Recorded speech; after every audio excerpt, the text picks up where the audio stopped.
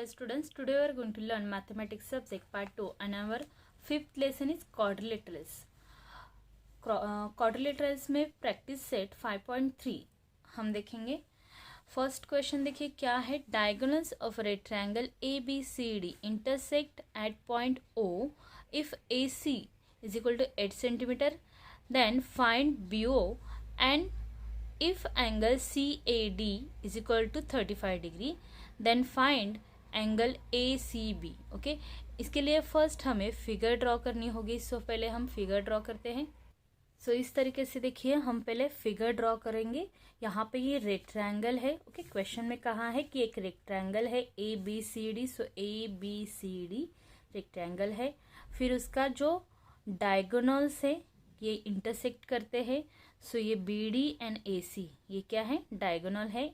ये इंटरसेक्ट करे point O में. ओके, AC जो है ये AC पूरा, ओके, ये पूरा 8 सेंटीमीटर है. कितना है, 8 सेंटीमीटर. ओके, 8 सेंटीमीटर है. देन BO कौन सा, यहाँ पे BO ये वाला मेजरमेंट. ओके, ये वाला measurement. And angle CAD, angle CA and D. सो ये वाला जो एंगल है ये कितना है, 35 डिग्री है. Then find angle ACB, angle ACB. So ये वाला एंगल उन्होंने फाइंड करने के लिए कहा है. ओके, सो इसे हम सॉल्व करते हैं. फर्स्ट ये ध्यान में रखिए कि इस तरीके से अगर एग्जाम्पल है तो आपको गिवन, फाइंड एंड सॉल्यूशन ये स्टेप लिखने ही है. गिवन यानी क्या, जो क्वेश्चन में दिया है वही गिवन में लिखना है. क्या क्वेश्चन में दिया है, diagonals of rectangle. Okay, ABCD इसके. सो हम ये लिखते हैं कि जो डायगोनल्स जो क्वेश्चन में दिया है वही लिखना है. Okay, diagonal of a rectangle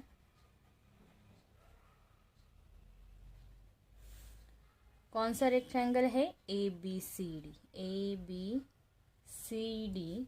मिट यानी मिलते हैं. कहाँ पे मिलते हैं, पॉइंट O में. So at O. ओके, फिर AC दिया है, AC is equal to 8 centimetre. And क्या दिया है, और एंगल CAD दिया है 35 डिग्री. देखिए जो इंफॉर्मेशन हमें मिली है वही हमने गिवन में लिखा है. फिर फाइंड करना है, मतलब हमें क्या निकालना है, एंगल ACB ये निकालना है. और क्या निकालना है, फाइंड BO. ओके, क्वेश्चन में दिया है. सो यहाँ पे फाइंड, यहाँ पे लिखते हैं BO and angle ACB. Okay, ये सारे स्टेप हम क्वेश्चन में से ही कर रहे हैं. ओके, फिर हम सॉल्यूशन लिखेंगे. अरे यहाँ पे गलती से नीचे लिख दिया, यहाँ पे लिखना है ऊपर. Okay, angle ACB. फिर यहाँ पे सॉल्यूशन स्टार्ट करना है. ओके, नीचे से ये फाइंड करना है. सो फाइंड जो पॉइंट है उसके सामने ये लिखना है. ओके, अभी सॉल्यूशन में हमें पहले क्या फाइंड करना है, हमें फर्स्ट ये जो BO है, ओके, ये BO ये फाइंड करना होगा. सो यहाँ पे BO निकालने के लिए हमें BD पता होना चाहिए, लेकिन हमें BD नहीं पता है. लेकिन हमें AC पता है. AC उन्होंने दिया है 8 सेंटीमीटर और ये रेक्टेंगल है. ओके, सो रेक्टेंगल के डायगोनल्स कॉन्ग्रुएंट होते हैं. ओके, सो रेक्टेंगल के डायगोनल्स कॉन्ग्रुएंट होते हैं. तो यहाँ पे AC जितना है उतना ही BD होगा. यानी AC 8 सेंटीमीटर है तो BD भी 8 सेंटीमीटर होगा. अगर BD 8 सेंटीमीटर आता है, ओके, अगर ये पूरा टोटल 8 सेंटीमीटर आता है तो आधा जो है ये आधा 8 का हाफ होगा. सो ये कितना होगा, 4 सेंटीमीटर आएगा. ये 4 होगा, ये 4 होगा, जैसे कि ये भी 4 होगा, ये भी 4 होगा. ओके, लेकिन ये ओरली आंसर है, हमें यहाँ पे रिटर्न में लिखना होगा. ओके, सो यहाँ पे हम रिटर्न में लिखते हैं. क्या लिखेंगे, फर्स्ट यहाँ पे 1 नंबर देते हैं. ओके, क्योंकि 2 आंसर निकालें तो फर्स्ट वाला निकाल रहे. ओके, हम लिखते हैं BD is equal AC. Okay, ये BD एंड AC ये क्या है, इक्वल है. कितना है इक्वल, 8 सेंटीमीटर. AC 8 सेंटीमीटर दिया है ना, सो यहाँ पे BD भी कितना होगा 8 सेंटीमीटर। और यहाँ पे आपको रीज़न देना होगा, लिखा है सिर्फ लिखने से काम नहीं होता है, यहाँ पे रीज़न देना होगा। क्या रीज़न लिखना है? Diagonal of rectangle are congruent. Okay, rectangle के डायगोनल्स क्या होते हैं? कॉन्ग्रेंट होते हैं। कॉन्ग्रेंट यानी इक्वल होते हैं, सेम होते हैं। ओके, सो ये सेम होते हैं, इसलिए ये 8 सेंटीमीटर होगा। और फिर यहाँ पे ऑल्सो अगर ये सेम है तो फिर BD का ये BO क्या होगा? हाफ होगा। सो यहाँ पे लिखेंगे BO is equal to half BD। क्या होगा? हाफ होगा BD का। सो ये क्यों लिखेंगे? तो यहाँ पे रीज़न क्या लिखेंगे कि ये डायगोनल्स है, ये क्या होते हैं? ये बाइसेक्ट करते हैं ईच अदर। अगर बाइसेक्ट होते हैं इसका मतलब दोनों सेम होंगे। ओके, बाइसेक्ट करना, बाइसेक्ट का मतलब ही क्या होता है? एक लाइन के दो सेम पार्ट बनाना। ओके, सो यहाँ पे रीज़न लिखेंगे diagonal of rectangle bisect each other. Okay, अगर ये बाइसेक्ट होते हैं तो फिर ये BO क्या होगा? हाफ होगा BD के। ओके, सो यहाँ पे 1/2 यानी हाफ मल्टीप्लाई BD कितना है? 8 है। ओके, सो यहाँ पे देखिए 2 1 जा 2, 2 4 जा 8। ओके, सो यहाँ पे आंसर कितना मिला? 4 सेंटीमीटर। सो यहाँ पे हम लिख सकते हैं कि BO is equal to 4 centimetre. Okay, हमें BO मिल गया, यानी फर्स्ट आंसर हमारा आ गया। ओके, नेक्स्ट सेकेंड हमें क्या करना है? सेकेंड हमें एंगल ACB निकालना है। ओके, सो सेकेंड यहाँ पे सेकेंड नंबर देंगे। देखिए यहाँ पे हमें ये एंगल निकालना है, ये दिया है। ओके, रेक्टेंगल है तो रेक्टेंगल के अपोजिट साइड पैरेलल होते हैं। सो DC को AB पैरेलल होगा, वैसे ही AD को, ये AD को BC पैरेलल होगी। ओके, अगर ये दोनों लाइन एक दूसरे को पैरेलल है, ये लाइन एक दूसरे को पैरेलल है, तो फिर ये बीच वाली जो लाइन है AC, ये क्या होगी? ये ट्रांसवर्सल होगी। ओके, अगर ये ट्रांसवर्सल है तो यहाँ पे ये एंगल और ये एंगल, देखिए यहाँ पे ये क्या होते हैं? अल्टरनेट एंगल होते हैं। ओके, और जो अल्टरनेट एंगल होते हैं वो इक्वल होते हैं। अल्टरनेट एंगल क्या होते हैं? इक्वल होते हैं, सेम होते हैं। तो अगर ये अल्टरनेट एंगल है तो ये 35 है, तो ये भी 35 होगा। ओके, सो इस तरीके से हमारा आंसर निकल जाता है, लेकिन यहाँ पे हमें लिखना होगा रिटर्न में। ओके, सो हम लिखते हैं यहाँ पे, क्या लिखेंगे? फर्स्ट अपोजिट एंगल, यहाँ पे लिखते हैं opposite sides of rectangle are parallel. Okay, अगर अपोजिट साइड पैरेलल होते हैं तो therefore side AD parallel side BC। Okay, AD को साइड BC क्या होगी? पैरेलल होगी। फिर अगर AD को BC पैरेलल है एंड AC इज देयर, जो मैंने अभी आपको बताया वही लिख रही हूँ। AC क्या होगी? ट्रांसवर्सल। देखिए मैंने क्या कहा आपको कि ये दोनों पैरेलल है तो ये AC क्या होगी? ट्रांसवर्सल होगी। ओके, वही लिखा है सेंटेंस में। फिर यहाँ पे अगर ट्रांसवर्सल है तो therefore angle ACB is equal to angle CAD, ये दोनों इक्वल होंगे। ओके, कौन सा angle? ACB। Okay, ACB and angle CAB, ये वाला और ये वाला, ये दोनों क्या होंगे, सेम होंगे, क्योंकि ये क्या है, alternate angle. Okay, alternate angle से तो ये दोनों इक्वल होंगे। So therefore angle ACB is equal to 35। Okay, क्योंकि यहाँ पे ये अगर 35 है तो ये भी अल्टरनेट एंगल है तो 35 होगा, और यहाँ पे रीजन लिखेंगे, therefore angle CAD is equal to 35। ये 35 क्यों आया, क्योंकि एंगल CAD उसका अल्टरनेट एंगल उन्होंने 35 दिया है, इसलिए इसका अल्टरनेट एंगल 35 आया। ओके, सो इस तरीके से आपका फर्स्ट क्वेश्चन कंप्लीट होता है। ओके, चलिए सेकेंड क्वेश्चन देखते हैं क्या दिया है। In a rhombus PQRS, if PQ is equal to 7.5, then find QR। If angle QPS is equal to 75 degree, then find the measure of angle PQR and angle SRQ। Okay, so यहाँ पे देखिए, यहाँ पे उन्होंने क्या कहा है कि एक PQR एक रोम्बस है। सो हमें ये फिगर बनानी है, ये रोम्बस की फिगर है, ये रोम्बस है PQRS। ओके, फिर उन्होंने क्या कहा है कि PQ 75 है।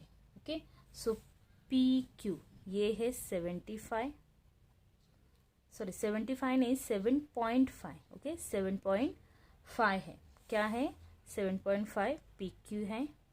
नेक्स्ट उन्होंने फाइंड QR, सो QR निकालने के लिए कहा है, ये QR ये जो है ये हमें निकालना है। नेक्स्ट उन्होंने क्या कहा है, एंगल QPS यानी ये वाला एंगल। ओके, ये 75 है degree. Okay, then find the measure of angle PQR ये वाला एंगल निकालना है, और फिर SRQ ये वाला एंगल भी निकालना है। ओके, सो इस तरीके से आपको 4 आंसर, यहाँ पे 4 नहीं, यहाँ पे 3 आंसर। ओके, फर्स्ट तो ये साइड निकालनी है, फिर ये एंगल निकालना है, फिर ये एंगल। सो इस तरीके से 3 आंसर आपको निकालने हैं। ओके, चलिए तो फर्स्ट गिवन लिखते हैं। गिवन में क्या लिखना है, जो क्वेश्चन में दिया है वही। क्या क्वेश्चन में दिया है, PQ दिया है क्वेश्चन में। सो हम लिखते हैं PQ is equal to 7.5 and और क्या दिया है, एंगल QPS दिया है, कितना दिया है, 75 डिग्री। ओके, फिर फाइंड करने के लिए क्या कहा है, QR फाइंड करना है।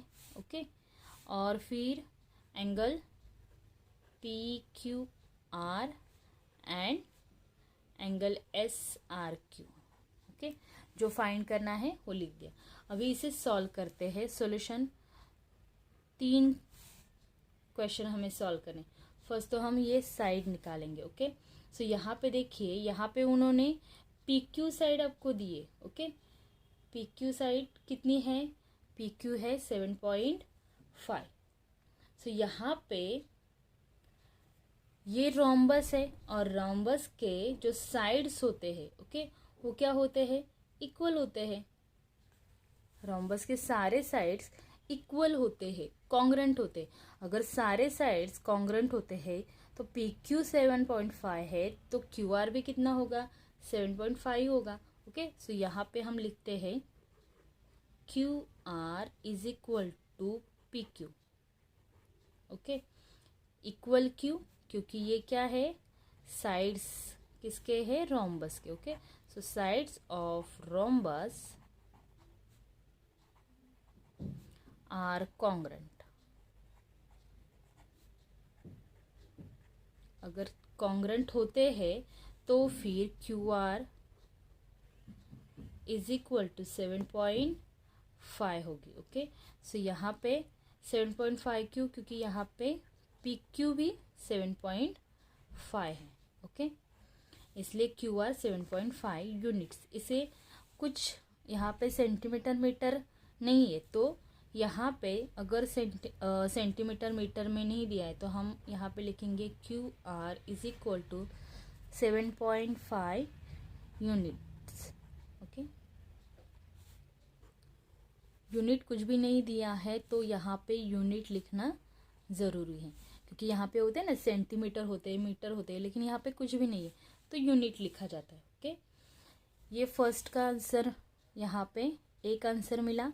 ओके, ये 7.5। फिर हमें सेकेंड यहाँ पे ढूंढना है। यहाँ पे angle S R Q. Okay, S R Q देखेंगे कितना आता है। चलिए यहाँ पे लिखते हैं angle S R Q is equal to angle Q P S. Okay, देखिए एस आर क्यू, ये साइड्स किसके अपोजिट है, ये साइड है क्यू पी एस। इस एंगल के ये जो साइड, ये जो एंगल है, ये दोनों क्या है, एक दूसरे को अपोजिट एंगल है। और रोम्बस के अपोजिट एंगल जो होते हैं वो क्या होते हैं, इक्वल होते हैं, कॉन्ग्रेंट होते हैं। ओके, सो यहाँ पे अगर ये P 75 है तो R भी 75 ही होगा, क्योंकि ये अपोजिट एंगल है। सो यहाँ पे हम लिखेंगे एस आर क्यू, ये S R Q is equal Q P S, ये इक्वल है, क्यू इक्वल है। सो यहाँ पे रीजन क्या लिखेंगे, opposite angles of rhombus. Okay, ये इक्वल है, इसीलिए यहाँ पे लिखेंगे therefore angle S R Q is equal to, ये 75 तो वो भी कितना होगा, 75 डिग्री।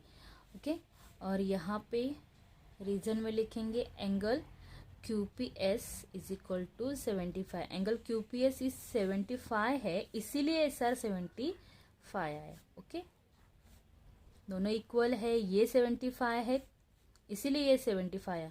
अगर ये 75 नहीं होता और कुछ होता तो फिर ये भी 75 नहीं आता। ओके, सो इस तरीके से हमारा सेकेंड आंसर निकल गया। अभी थर्ड वन देखते हैं। थर्ड हमें क्या करना है, एंगल एस आर क्यू हमने निकाला है। अभी हमें देखिए ये आर एंगल, ये पी एंगल और क्यू एंगल, ये दोनों क्या है, ये एडजेंस एंगल है। क्या है, एडजेंस एंगल। और रोम्बस के एडजेंस एंगल जो होते हैं वो सप्लीमेंट्री होते हैं। सप्लीमेंट्री यानी उसका जो दोनों का प्लस होता है वो 180 आता है। ओके, सो 180 आता है तो 180 में से हम अगर 75 माइनस करेंगे तो बचा हुआ एंगल क्या होगा, क्यू होगा। ओके, यानी हमें पी क्यू आर मिल जाएगा। सो यहाँ पे हम लिखते हैं angle P Q are, okay, plus angle Q P S. देखिए यहाँ पे लिखते हैं पी क्यू आर, ये वाला angle, okay, plus Q P S, ये वाला एंगल। ये दोनों क्या है, एडजेंस एंगल है। और ये दोनों एडजेंस एंगल है तो ये दोनों टोटल 180 के होंगे। ओके, और यहाँ पे रीजन लिखेंगे एडजेंस एंगल। ओके, अगर ये एडजेंस एंगल है, यहाँ पे एडजेंस एंगल लिखा तो भी चलेगा, या फिर पूरा लिख दीजिए एडजेंस एंगल ऑफ किसके है, रोम्बस के। सो यहाँ पे रोम्बस आर सप्लीमेंट्री यानी 180 के। ओके, इस तरीके से लिख दीजिए।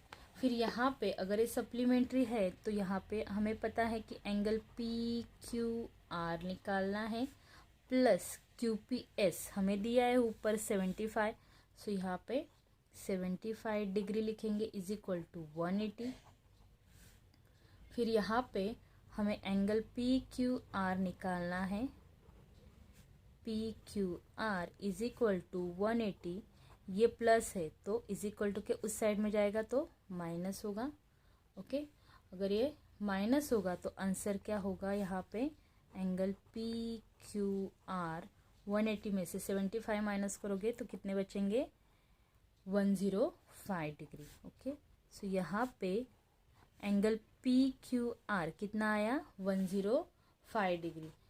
ओके, यहाँ पे भी हम रीज़न लिख सकते हैं कि ये 75 क्यों लिखा, सो यहाँ पे therefore angle QPS is equal to 75, QPS 75 दिया है। ओके, सो इस तरीके से हमारा सेकेंड क्वेश्चन सॉल्व होता है। ओके, चलिए थर्ड वाला क्वेश्चन देखते हैं। Diagonals of a square IJKL intersect at point M. Find the measure of angle IMJ and angle JIK and angle LJK. Okay, तीन एंगल आपको फाइंड करने हैं। आपको क्या दिया है, स्क्वायर दिया है।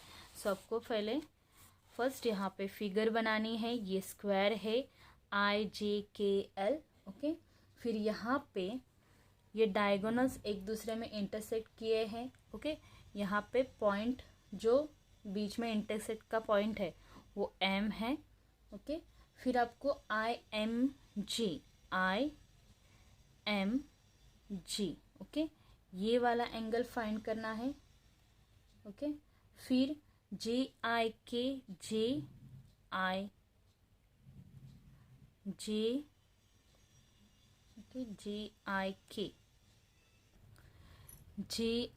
यानी ये अगर ट्रायंगल देखोगे तो फिर ये वाला, ये इसका आधा एंगल आपको फाइंड करना है सेकंड। नेक्स्ट थर्ड में क्या करना है, LJK एंड K।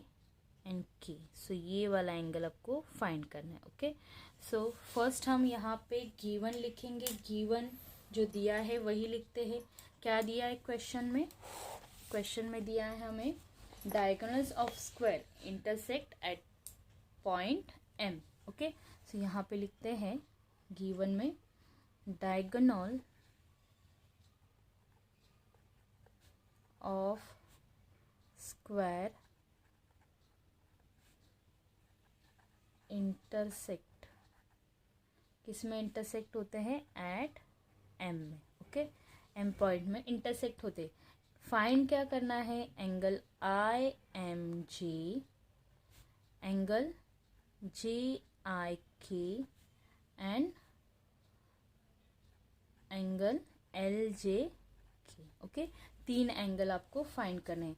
चलिए सॉल्यूशन में हम फर्स्ट वाला एंगल सॉल्व करते हैं, निकालते हैं। ओके, सो फर्स्ट वाला एंगल देखिए, फर्स्ट वाला एंगल सॉल्व करने के लिए, निकालने के लिए यहाँ पे ये स्क्वायर दिया है। ओके, और स्क्वायर के ये डायगोनल्स है, कौन सा, LJ and IK। Okay, so ये डायगोनल्स होते हैं स्क्वायर के, वो क्या होते हैं, एक दूसरे को परपेंडिकुलर होते हैं। परपेंडिकुलर बाइसेक्टर मतलब सेम होते हैं एक दूसरे में। ओके, ये साइन है परपेंडिकुलर बाइसेक्टर की। ओके, अगर वो परपेंडिकुलर बाइसेक्ट होते हैं, एक दूसरे में बाइसेक्ट करते हैं, तो फिर ये जो बीच का ये जो एंगल है ये 90 डिग्री होना चाहिए। ओके, सो यहाँ पे हम रीजन लिखेंगे। फर्स्ट सेगमेंट LJ, ये जो LJ ये जो सेगमेंट है, ओके, ये क्या है, परपेंडिकुलर है। ओके, परपेंडिकुलर, ये परपेंडिकुलर की साइन होती है सेगमेंट IK को। ओके, IK को ये LJ, ये क्या है, ये परपेंडिकुलर है। अगर ये परपेंडिकुलर है तो फिर यहाँ पे हमें रीजन लिखना होगा। क्या रीजन लिखना होगा, diagonal of a square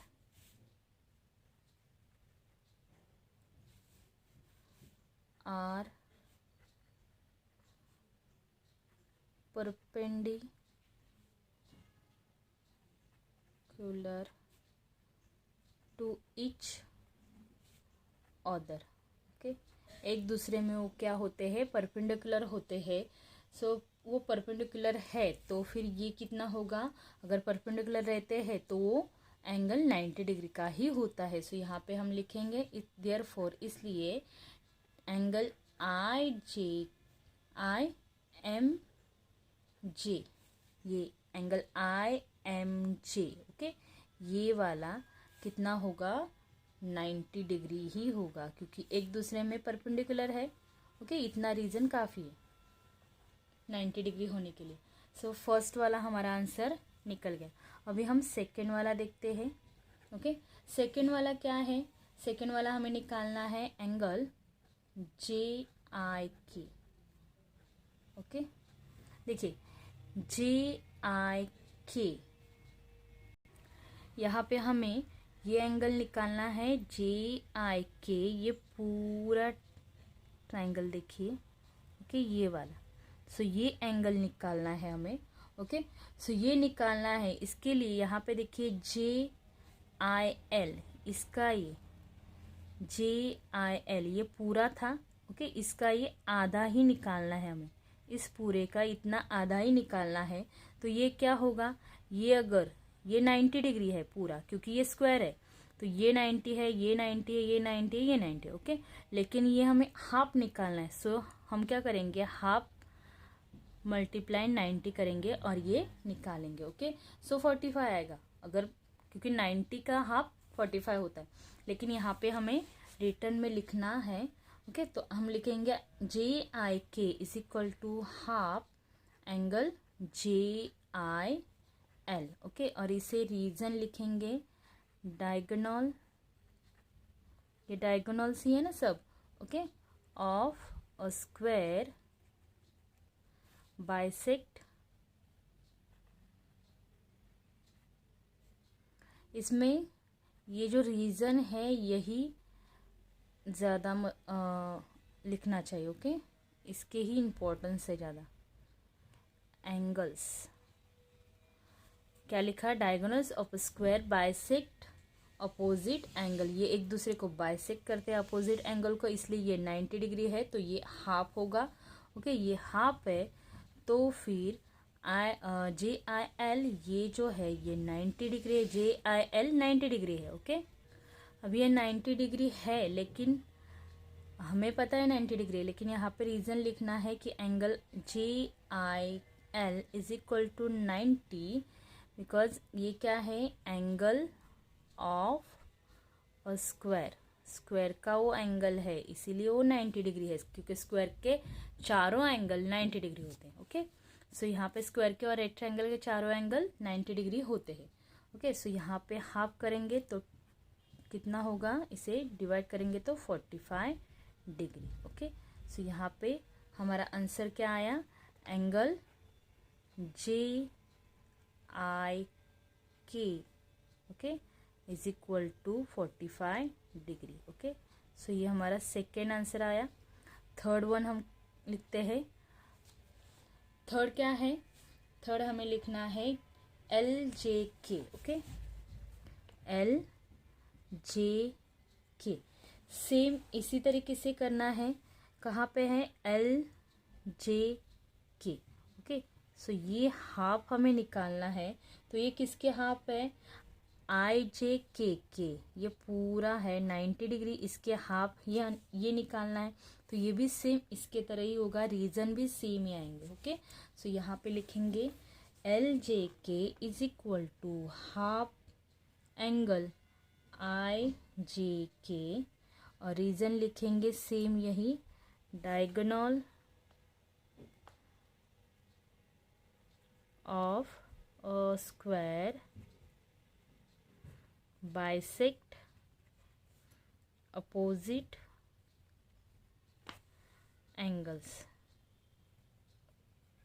okay, same reason लिखना है और सेम करना है, सिर्फ ये अलग है इसलिए आपको अलग लिखना होगा। ओके, सो 1/2 यानी हाफ, ये कितना है 90 डिग्री है। ओके, सो 90 डिग्री है, यहाँ पे ये सेम रीजन लिखेंगे, एंगल आई जे के, कौन सा एंगल है, angle I J K is equal to 90, क्योंकि यहाँ पे ये क्या है, angle of a square, square का ये एंगल है। ओके, यहाँ पे जगह नहीं है इसलिए मैं थोड़ा सा जगह बचा कर लिख रही हूँ। ओके, सो यहाँ पे इसे आप डिवाइड कर दोगे तो आंसर कितना होगा, एंगल एल जे, यहाँ पे एंगल नहीं लिखा, एंगल एल जे के, ओके,